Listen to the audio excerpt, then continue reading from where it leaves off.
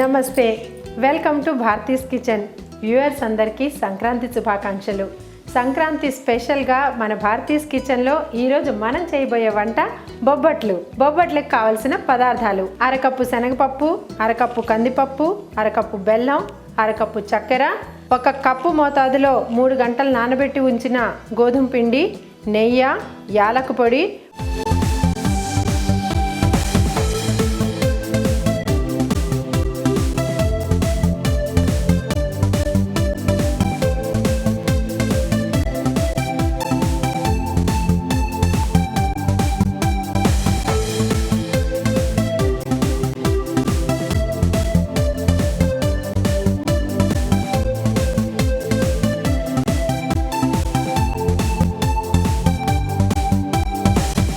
So బొబ్బట్లు తయారీ ఏంటో చూద్దాం రండి. ముందుగా స్టవ్ ఆన్ చేసుకుని మనం ఫ్రై ప్యాన్లో బెల్లం, చిన్నగా ముక్కలు కొట్టి ఉంచిన తరిగిన బెల్లం 1/2 కప్పు, ఈ బెల్లం వేసి కొద్దిగా నీళ్లు పోద్దాం. బెల్లం కరగటానికి కొంచెం వాటర్ యాడ్ చేసి కొద్దిగా బెల్లం కరిగిన తర్వాత చక్కెర ఇందులో యాడ్ చేద్దాం. బెల్లం కరగడానికి కొంచెం టైం పడుతుంది. అలాగే మనం కందిపప్పు, శనగపప్పు 50-50 తీసుకున్నాం. మీకు కందిపప్పుతోనే చేసుకోవాలంటే పూర్తి కప్పు కందిపప్పుతో కూడా మనం బొబ్బట్లు చేయొచ్చు. లేదా యాజ్ యూజువల్ మనం బొబ్బట్లు అంటే మోస్ట్లీ శనగపప్పే వాడతాం. పూర్తి కప్పు శనగపప్పు ఒక 1/2 అవర్ నానబెట్టుకుని అప్పుడు ఈ బొబ్బట్లు చేసుకోవచ్చు. కాకపోతే కందిపప్పుతో చేసిన బొబ్బట్లు, శనగపప్పుతో చేసిన బొబ్బట్లు డిఫరెంట్ టేస్ట్. అందుకని భారతీస్ కిచెన్లో మన టచ్ సగం కందిపప్పు, సగం శనగపప్పు. ఇప్పుడు బెల్లం కొద్దిగా కరుగుతూ ఉంది. సో ఈ కరిగే బెల్లంలో 1/2 కప్పు మోతాదు చక్కెర,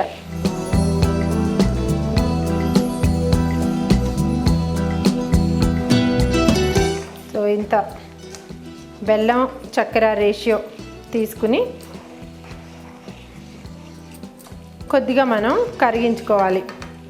ఈలోగా మనం ఇందాక చెప్పినట్లు కందిపప్పు, శనగపప్పు నానబెట్టి 1/2 అవర్ ఉంచిన తర్వాత కుక్కర్లో 3-4 విజిల్స్, కొంచెం తక్కువ నీళ్ళల్లో విజిల్స్ ఇస్తే చాలా తొందరగా మ్యాష్ అయిపోయేలాంటి మంచి, ఇదిగో ఇలా మన పప్పు మ్యాష్ ఉడికిన పప్పు మనకి రెడీగా ఉంటుంది. నేను అలా ప్రిపేర్ చేసి పెట్టాను. సో ఇప్పుడు మనం బెల్లం చక్కెర కరిగి కొద్దిగా పాకం దగ్గర పడినప్పుడు మనం నానబెట్టి ఉడికించి ఉంచుకున్న పప్పు ముద్దని ఇందులో యాడ్ చేద్దాం. సో ఇలా బుడగలు కట్టే పాకం మనకి రాగానే మనం ఉడికించి ఉంచుకున్న ఈ పప్పు ముద్దని ఇందులో యాడ్ చేసేద్దాం.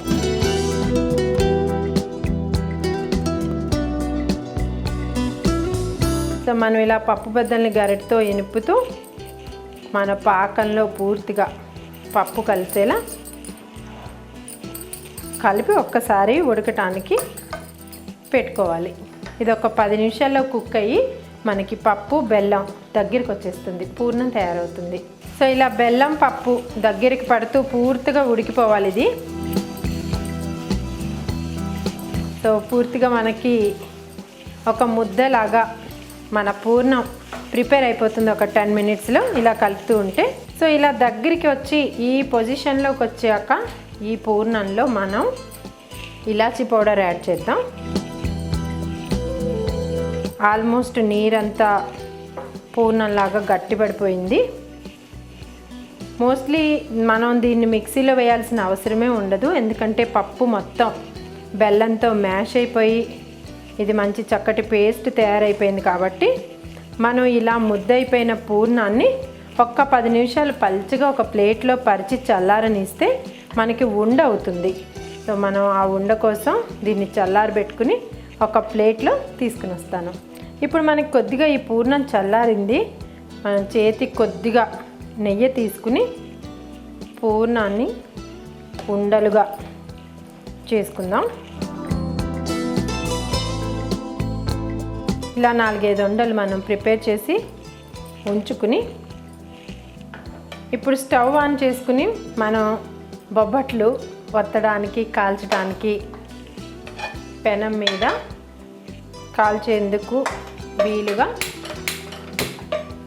పెనం వేడి చేద్దాం. యాక్చువల్గా మైదాతో చేస్తారు బొబ్బట్లు. నేను 3 వంతులు చపాతీ పిండిలో 1 వంతు మైదా కలిపి ఇలా మెత్తగా 3 గంటల ముందు నానబెట్టుకుంటే, చపాతీ పిండిని కూడా ఒకసారి జల్లించుకుంటే మనకి మెత్తగా ఉండే ఫైన్ పౌడర్ వస్తుంది. దాంట్లో కొద్దిగా ఉప్పు కలిపి నూనె కూడా కొద్దిగా యాడ్ చేసి మనం ఇలాగా పిండి కలుపుకుని రెడీగా ఉంచుకుని ఈ చపాతీని చిన్న చపాతీగా పరుచుకుని కార్నర్స్ని ఎక్స్టెండ్ చేసుకుని మనం చేసుకున్న మన బొబ్బట్టు ముద్ద ఆల్మోస్ట్ ఈ పరిమాణంలో, ఒక లడ్డు పరిమాణంలో మన చపాతీ పిండిలో పెట్టి, మరీ ఎక్కువ పిండి తీసుకున్నా మన బొబ్బట్టు చప్పగా ఉంటుంది. సో మన పూర్ణం కవర్ అయ్యే విధంగా మనం ఇలా దీన్ని క్లోజ్ చేసి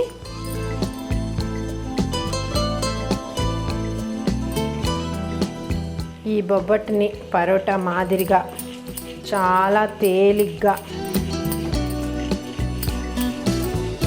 పైన అలా ఒత్తుకోవాలి.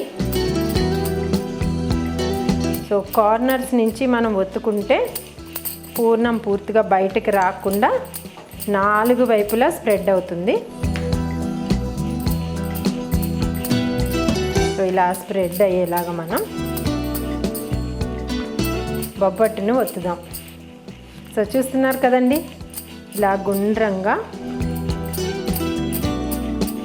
పూర్ణం బొబ్బట్టుని ప్రిపేర్ చేస్తున్నాం.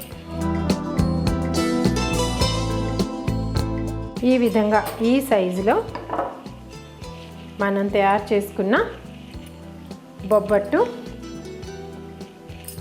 పెనం మీద కొద్దిగా నెయ్యి వేసుకుని, సో చూస్తున్నారు కదండి, ఇలా సన్నని మంట మీద నేతితో 2 వైపులా దోరగా కాల్చుకోవాలి.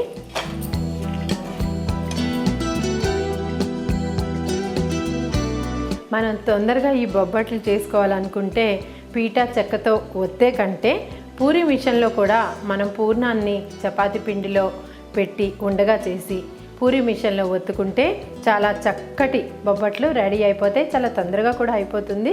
సో అలా బొబ్బట్లు ఇంట్లో చేసుకుని ట్రై చేసి తిని ఎంజాయ్ చేస్తారని అనుకుంటున్నాను. మరి ఇవాల్టి మన భారతీయ కిచెన్లో నోరూరించే బొబ్బట్లు. సో మరి మీరు ఇది చూసి మీరు ఎంజాయ్ చేస్తారని అనుకుంటున్నాను.